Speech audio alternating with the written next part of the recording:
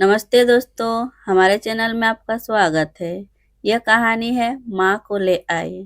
Meeting के बीच में जब टेबल पर पड़ा फोन वाइब्रेट हुआ तो पूरे हॉल को पता चल गया कि किसी का फोन आया है।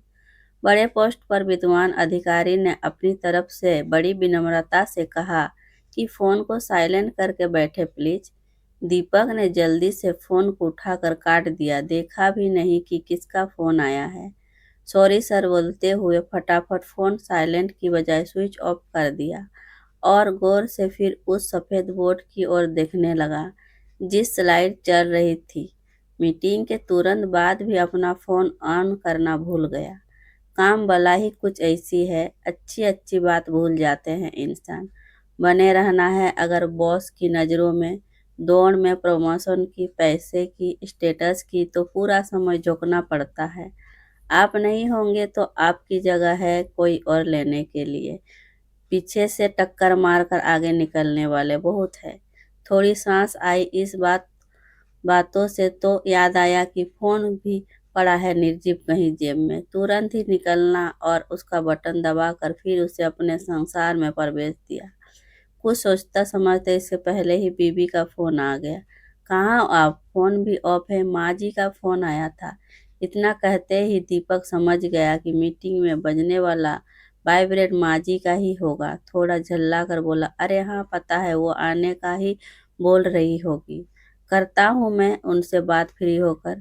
फ्री होना उनके लिए ऑफिस में तो मुमकिन नहीं था, वो भी माँ से बात करने के लिए। माँ से तो शाम को भी बात कर सकते हैं, अभी करना क्या जरूरी है। ऑफिस का टाइम खत्म हुआ लेकिन दीपक का अभी भी चल रहा है। यह फाइल दिखने में छोटी होती है लेकिन जिंदगी निकल जाती है इनमें घुसा घुसा कर। ऑफिस में घर आया, पत्नी ने कुछ कहा नहीं, एक तो पहले ही लेट हो गए, ऊपर से अगर फिर कोई ऐसी बात कह दी जिसमें भड़क गए तो उसकी खैर नहीं, इसलिए खाना गर्म करके खिला दिया। रात सोते समय दीपक की अचानक बोला, अरे तुमने याद नहीं दिलाया, माँ को फोन करना था। पत्नी बोली, कहाँ करते, ये आपका ऑफिस थोड़ी है जो रात 12 बजे तक खुला रहे। समय देखो 1 बजा है। 11 बजे तो अपने घर में कदम रखा, कब बात करते। चद्दर छटकाते हुए अब पत्नी को एहसास हो गया था कि अब दिन का वो समय जब वो थोड़ा बहुत पति को तना मार सकती है। माँ को 3 साल हो गए हैं अब से मिले, कब से कह रही है कि एक बार मिल लो, पर आप जाते ही नहीं। अरे तुम लोग तो गए थे पिछले साल, हम गए थे, आपको मिलना है। हाँ करता हूँ, कुछ महीने 2 महीने में जाने का भी छुट्टी नहीं ले सकता। सुबह होते ही वही दौड़ा भाग शुरू, ऑफिस जाने के पहले ही ऑफिस घर आ जाता है। फोन आते रहते हैं, एक चालू रहता तो दूसरा कतार में रहता है। इसी बीच पत्नी आई कुछ बोलने के लिए लेकिन साहब को मूड देखकर फिर किचन में चली गई। दीपक ने जल्दी जल्दी अपने सारे ऑफिस को घर से समेटा गाड़ी में डालने के लिए, गाड़ी से फिर वही ऑफिस की असली जगह पर ले जाने के लिए। पूरा दिन फिर वही करना है काम। एक बार फिर माँ का फोन आया, इस बार फिर काट दिया। मन में यह सोचा कि आज तो माँ से बात करूंगा ही। थोड़ा सा माँ पर प्यार भी आया, सोचा कि अब फोन आया तो जरूर उठा लूंगा, लेकिन फिर बजा नहीं। मन किया कि करे बात, लेकिन फिर दूसरा मन आ गया, कहेंगे कि करेंगे ऑफिस के बाद। फिर वही बात हुई, काम में उलझकर फिर से एक बार वो भूल गया माँ से बात करना। शाम को ऑफिस से जाने में फिर लेट हो गया। घर गया तब दीपक की पत्नी को देखकर याद आया कि आज उसने भी फोन नहीं किया। पहले तो कुछ नहीं बोला लेकिन खाना खाते वक्त सोचा कि पूछ लेता हूँ। इसके पहले ही पूछता पत्नी ने बोल दिया, मेरा फोन खराब हो गया है, सुबह से ऑन नहीं हो रहा है। मैं आपको बताने वाली लेकिन सुबह आप बिजी थे तो नहीं बता कि। दीपक कुछ उसे कुछ कहता इससे पहले उसने घड़ी देखी, समय फिर वही 10:30। सोचा माँ से बात करूं लेकिन फिर सोचा कि अब तक तो वो सो गई होगी, इसलिए फोन नहीं किया। सोचा सुबह तो उठते ही फोन करूंगा, इस बार इरादा पक्का था। सुबह जैसे ऑफिस के लिए तैयार हुआ माँ को फोन किया। फोन उठाने के पहले ही सोचा कि बड़े प्यार से माँ से बात करेगा। छुट्टी की प्लानिंग करने लगा। मन ही मन उसे लगा था कि माँ उसे बहुत याद कर रही है। माँ ने फोन नहीं उठाया। ऑफिस में निकलने के पहले उसने पत्नी को कहा कि सुनो, तैयार रहना, आज छुट्टी लेकर आऊंगा, शाम को माँ से मिलने चलने।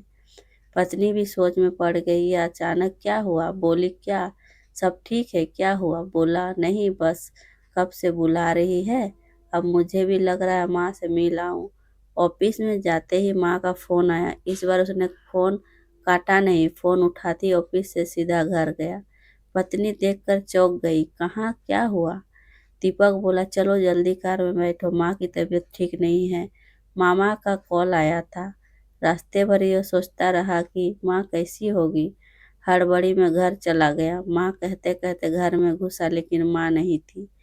एक पल के लिए उसे अपने 3 साल में माँ के किए फोन याद आए, जब माँ उसे बुलाती थी मिलने, लेकिन वो सिर्फ कहता आऊंगा। उसे भी पता था कि वो ऊपर से कहता था, जाने का कोई इरादा नहीं था।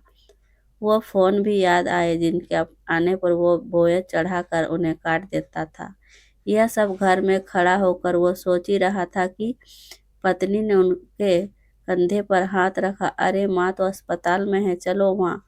उसकी सुन जैसे टूटी। फिर गाड़ी घुमाई अस्पताल की ओर। मन में बस यही दुआ कि माँ ठीक हो। बस अब हर दिन बात करूंगा, माँ की नहीं मानूंगा, उनको अपने साथ लेकर आऊंगा। अस्पताल पहुंचा और जब मामा ने उसे देखकर मुस्कुराते हुए कहा कि अब ठीक है, चिंता का कोई बात नहीं, इतना सुनकर ही फिर उसकी पलकों से रुके बांध टूटना हुआ।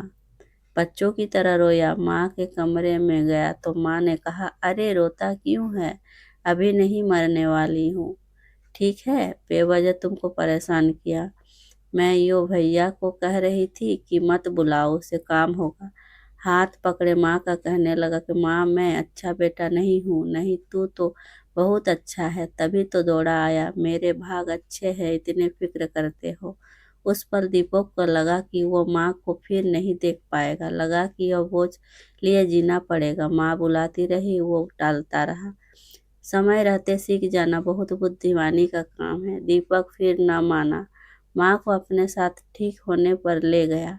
काम को छोड़ नहीं सकते, लेकिन माँ को अपने साथ ले जाने के लिए तो मना सकते हैं।